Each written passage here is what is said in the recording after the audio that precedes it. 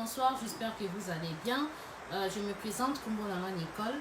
Dans le bac, on a la sabino recette oyo on a brûler graisse abdominale parce que Ebelia va bien na comprendre que Ebelia vraiment besoin d'un problème na niveau il y a qu'on perdre graisse abdominale. Donc merci premièrement na batunyo so ba contacter nga déjà batunyo so ba komeninga batunyo so pe déjà ba passer ba commande na bango pour na ba détox pour na ba produit à perdre du poids.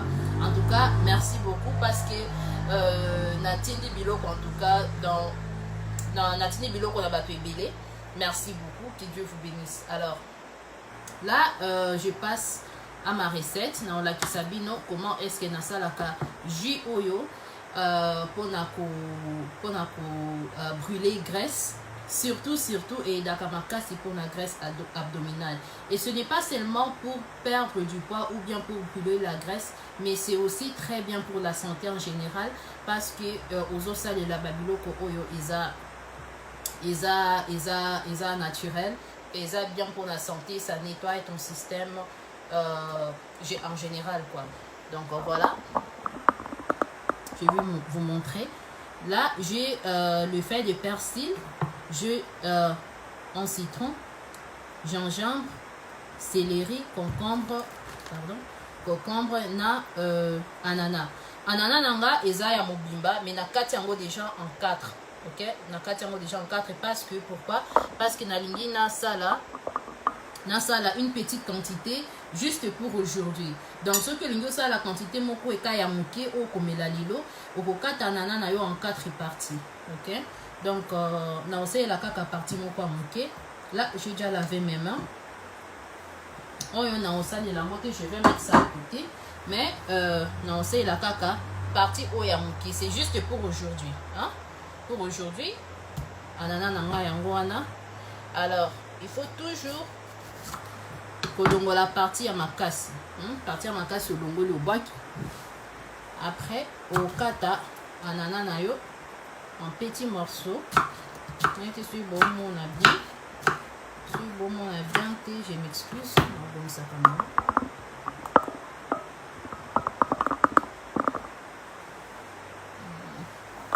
Donc voilà. Nakati déjà banana nanga en petits morceaux. Na kotia on a mixeur nanga.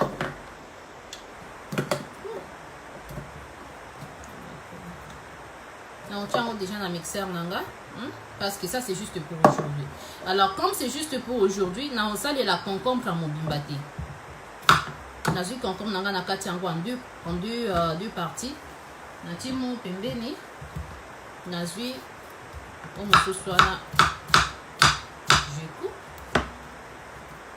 na mixeur. Ceux qui ont un mixeur à mon nez, au conseil la paix, mixeur et à mon nez. Na mixeur nanga. Après, na kozwa céleri.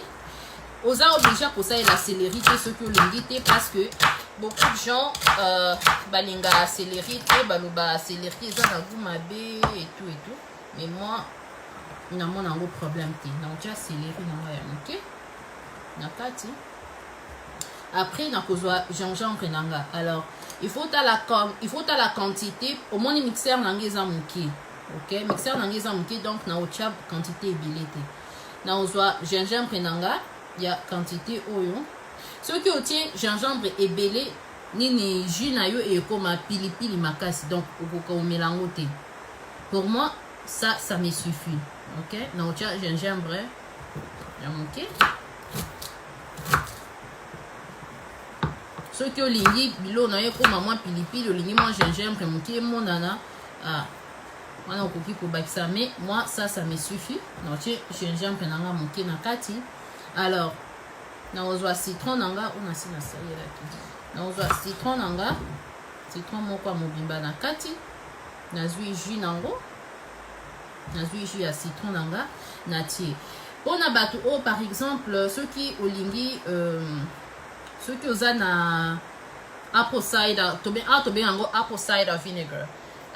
Donc vinaigre de cidre, pas n'importe quel vinaigre. Vinaigre de cidre, au cause une cuillère moko vinaigre de cidre au tiers.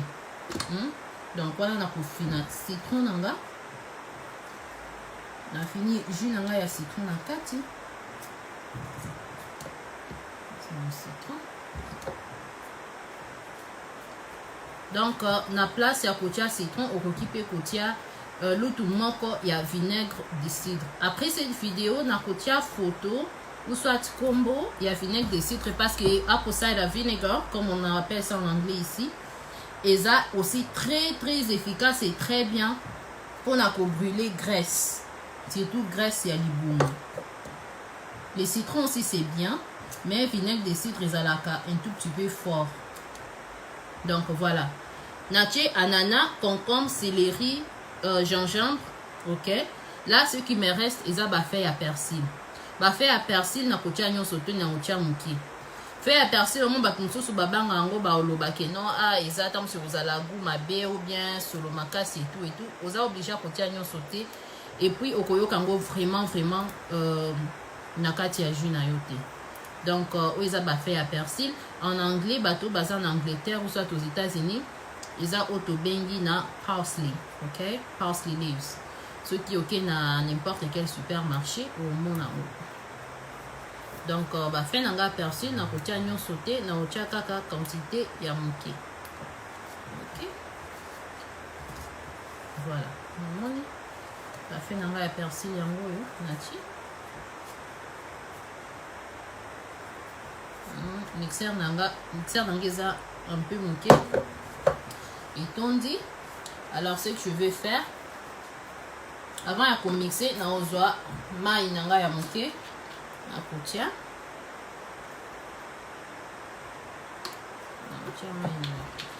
alors je voulais juste souligner parce que mutu moko abenganga etunanga question moko soki pona ba oyo basomba yi bate na bango ba o baza na oyo te instant tea nene explica ebino oyo eza bien ya komelango na butu avant kolala.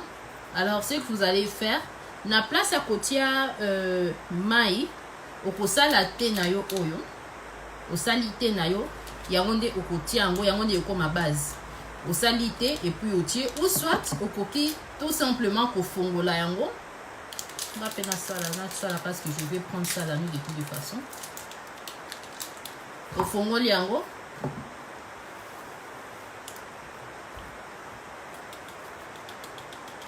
otie natie déjà mai donc natie na sali mélange ya mai na tenanga donc du coup na buto avant na lala je n'aurai plus besoin ya ko melati oyo parce que eza déjà na kati ya jus nanga jus oyo ezalaka bien ko melango donc après tango aussi solia biloko nyonso donc ezala eloko asuko ko mela avant olala c'est très bien, ça fonctionne super bien. Donc au meli yango juste avant olala ou soit na tongo avant olia au meli yango c'est vraiment bien. Pour na bato bazana te na place ya komela oyo pe omeli susu te okoki kosangisa te na yo na kati ya jus oyo. Donc voilà.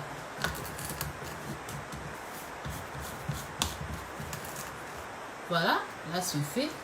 C'est koyo nako mixer ba ingrédients nanga nyonso. Voilà. Et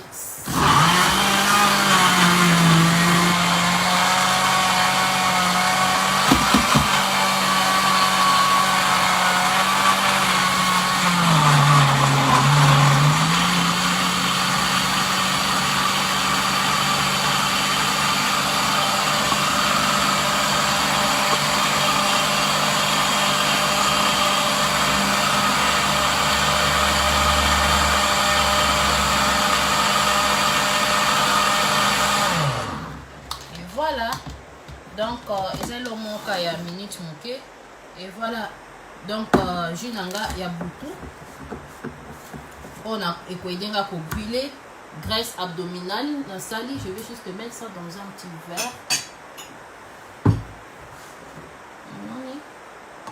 Ezana goût ya bato ebele baki mango bakanisaka ezana goût ya mabe ezana goût ya mabe te, c'est très bon, c'est vraiment très bon. C'est vraiment très bon. Franchement, ils a vraiment efficace pour notre chocolat, système digestif et ils a brûleur de graisse moko vraiment efficace. Alors ceux qui ont lingui, au bandosa de lango 1 ou 2 fois par jour. kolekisa dose te parce que soki olekisi dose ekoki mpe kolekisa yo libumu. Donc osaleli yango 1 ou 2 fois par jour, de préférence la nuit avant de dormir ou soit le matin avant olia eloko nyonso okomela jus na yo oyo eza vraiment efficace. Donc voilà recette nalingaki na présenter bino na poko ya lelo yango yo. Si vous avez des questions, écrivez-moi inbox ou soit laissez vos commentaires na ozongela bino. Et juste avant natika bino on a batona bazwaki occasion kotala ba vidéo na ngati na on a présenté ki ba produit ya ko perdre poids, ba produit détox pour perdre du poids d'une manière efficace et rapide. Je vais encore répéter. Ils ont abatté détox oyo. Ils ont abatté détox oyo. Oyo ezo sala qui est détoxifier le système na yo parce que avant de perdre du poids, il est important de détoxifier d'abord son système. Donc au sali détox na yo, quand tu détoxifies ton système, en même temps ozo perdre du poids et après il y a nini ba goutte oyo ya coupe faim. Ba client nanga nyonso bazu déjà ba coupe faim na bango beaucoup déjà au sali lango. Donc c'est bon. Coupe faim oyo eza ya ko prendre 3 fois par jour 15 minutes avant le repas et ce que ça fait et que ça là qui olia vraiment mingité et en même temps ils a brûleur de graisse. OK, donc je vais vous montrer comment melaka oyo. Donc ça vous allez secouer et puis voilà. Aujourd'hui ils ont la pipette na kati et puis ils ont la mesure na kati. Donc au benda jusqu'à 0.5 jusqu'à 0.5 et puis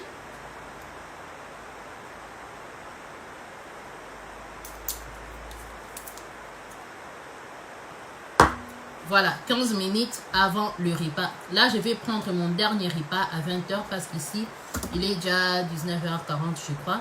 À 20h je prends mon dernier repas, brûleur des graisses, coupe faim et en gros c'est comme ça on utilise ça 15 minutes avant chaque repas.